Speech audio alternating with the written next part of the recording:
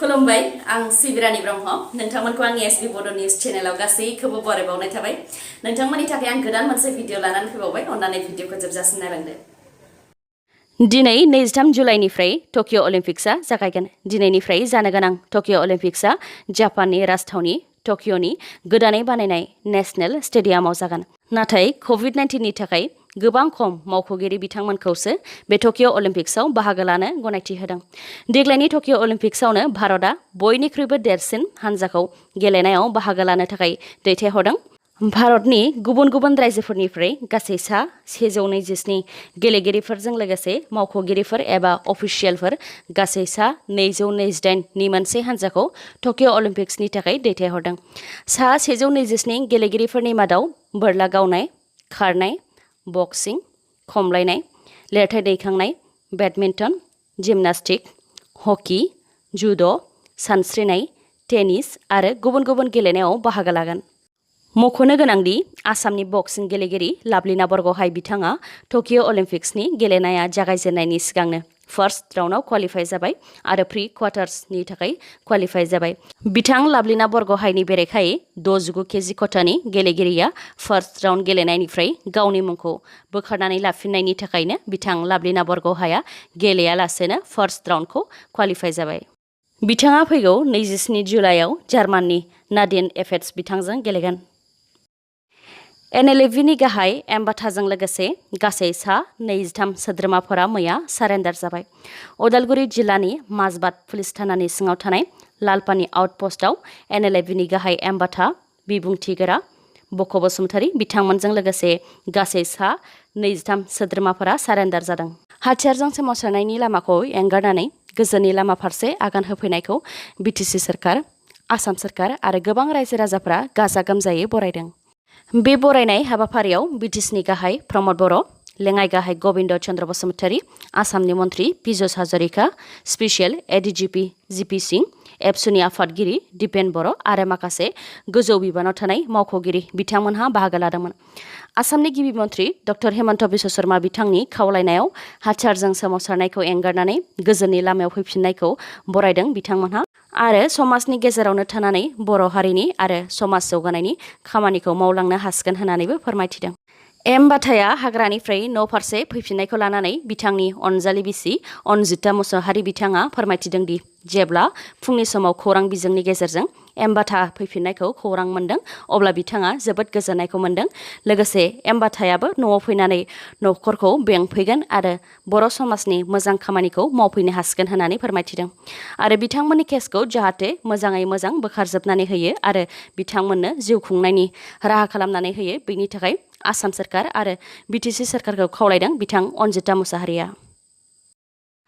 COVID-19 नि गोसारनाय बे समावनो रायजोआव गोसारदों माखासे खौरां जेरै सिखाव आरो साखान्द्रा ओंखारनाय बायदि बायदि बेबायदि खौरां गोसारनायखौ लानानै सांग्रांथि होदों क'क्राझार पुलिसआ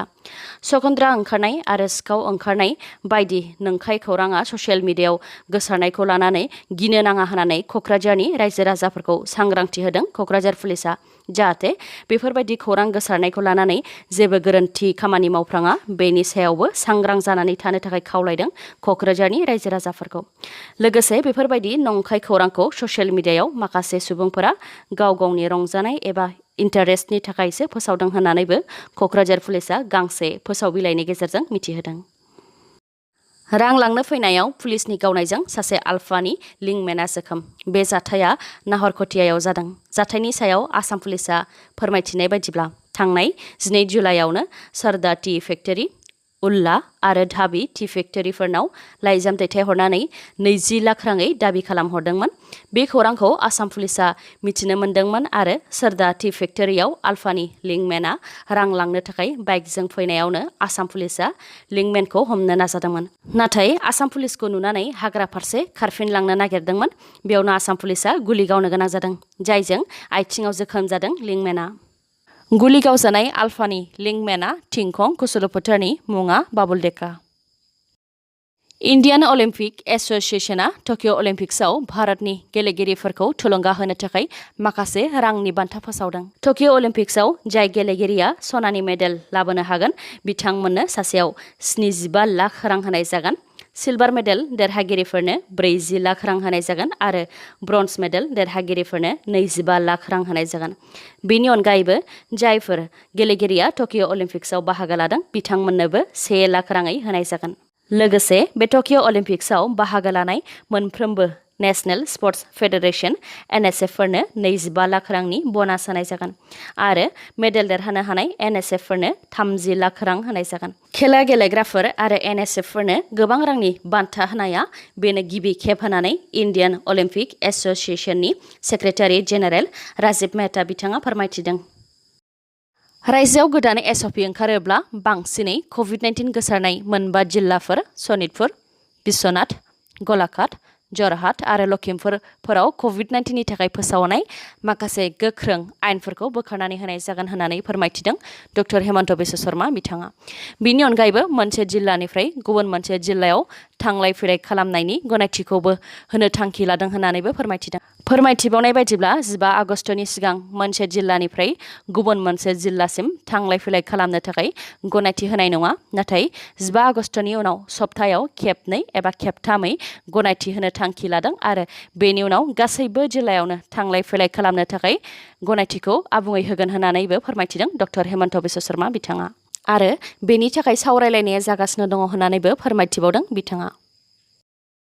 मैया आसामनि गिबि मन्त्रि डक्टर हेमन्त बिश्व शर्मा बिथांनि दैदेननायाव केबिनेट जिरायदोंमोन। बेयाव बिथांमोनहा माखासे थांखि फोसावदों। रायजोआव PM किसान बिथांखिनि गेजेरजों गोबां मोननो गोनां मुलाम्फायारिफोरा मुलाम्फा मोननायनिफ्राय थालांदों आरो गोबां मुलाम्फायारि नङै सुबुंफोरनि मुङा हाबदेरदोंमोन। रायजोआव हानि पाट्टाखौ लानानै गोबां जेंना दङ, बेनिखायनो जाहाथे मोननो गोनां मुलाम्फायारिफोरा PM किसान बिथांखिनि गेजेरजों मुलाम्फा मोननो हायो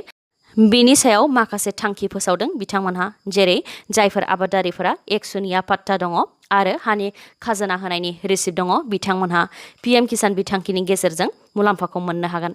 बेनि अनगायैबो जायफोर आबादारिफोरना हाया गावनि मुङाव गैयालासे बिफा नङाब्ला बिबौनि मुङावनो दङ बिथांमोनहाबो मुलाम्फाखौ मोननो हागोन आरो फरेस्ट राइट्स एक्टनि गेजेरजों हानि पाट्टा मोननो गनायथि होजानाय आबादारिफोराबो मुलाम्फाखौ मोननो हागोन। बेफोरनि अनगायैबो गाहाय थाखोनिफ्रायनो सोलोंथाइखौ मोजां खालामनो थाखाय केबिनेटआ माखासे कमिटि दादों, जेरै जिल्ला परिषद प्रेसिडेन्टनि दैदेननायाव district level vigilance and monitoring committee आरो आन्सलिक पन्चायत प्रेसिडेन्टनि दैदेननायाव block level vigilance and monitoring committee दादों आरो बेफोरनि अनगायैबो केबिनेटआव माखासे गोबां थांखिफोर लानाय जादों। रायजोआव बांसिन सुबुंफोरानो आबाद मावनानै जिउ खुङो, नाथाय COVID-19 नि गाग्लोबनायजों रायजोआव हाथाइ बाजार गासैबो बन्द जाजोबनायलाय गोबां जेंनाजों मोगा-मोगि जानो गोनां जादों आबादारिफोरा। बेबायदिनो चिरां जिल्ला बिजनीनि गोबां आबादारिफोराबो जेंनाजों मोगा-मोगि जानो गोनां जादों। हाथाइ बाजार गैयिनि थाखायनो गोबां रां गारनानै आरो खस्थ' खालामनानै दिहुननाय आबादफोरखौ खम बेसेनावनो फाननो गोनां जादों। बिजनी महकुमानि सिङाव थानाय 2 नं बिष्णुपुर हाथायाव गासैबो मैगं-थाइगंफोरखौनो खम बेसेनाव फाननो गोनां जादों, जेरै 1 केजि खांख्रिखलाखौ 4 राङावनो फाननो गोनां जादों। बस्थासे लेबुखौ 120 निफ्राय 130 बेसेनावनो फाननो गोनां जादों। जाय समाव 1 केजि खांख्रिखलाखौ 40-50 राङाव आरो बस्थासे लेबुखौ 500-600 राङाव फाननाय जायोमोन, नाथाय दा COVID-19 नि थाखाय गासै भारतावनो हाथाइ बाजार बन्द जानायलाय आबादारिफोरा खम बेसेनावनो फाननो गोनां जानायखौ जोबोद दुखु मोननाय फोरमायथिदों आबादारिफोरा। आबाद मावनानै जिउ खुंनायाव आबादारिफोरा गोबां खैफोदजों मोगा-मोगि जानो गोनां जादों। बेबायदि थासारियाव आबादारिफोरा नांगौ बायदि बेसेनाव फाननो हानाय बायदि थासारि खालामनानै होनो थाखाय सोरखारखौ खावलायहरदों। तिनसुकियायाव हाथियार आरो गुलिजों लोगोसे 3खौ एरेस्ट खालामदों। तिनसुकियानि बरगुरि गुइजान बाइपास सारियालियाव आसाम पुलिस आरो रैखाथि हान्जाया श्रोत खौरांनि सायाव बिथा खालामनानै अपारेशन खालामनायावनो गंसे 7.62 पिस्टल, मोनसे मेगजिन, गरथाम गोथां गुलिजों लोगोसे 3खौ एरेस्ट खालामनो हादों। हमजानाय 3नि मुंफोरा फारियै माजिद खान, चन्दन शाह आरो कुन्दन कुर्मी। मा जाहोननि थाखाय बिथांमोनहा हाथियार लानानै गिदिंदोंमोन बेनि सायाव दा आसाम पुलिसआ नायबिजिरनाय खामानिखौ मावगासिनो दङ। दिनैनि भिडिअआ एसेनोसै। गाबोन आरो गोदान भिडिअजों लोगो मोनफिनबावगोन। नोंथाङा दासिमबो आंनि चेनेलखौ साबस्क्राइब खालामाखैबा अन्नानै साबस्क्राइब खालामदो, लोगोसे लाइक, कमेन्ट आरो शेयार खालामनो दाबाव। गोजोन्थों।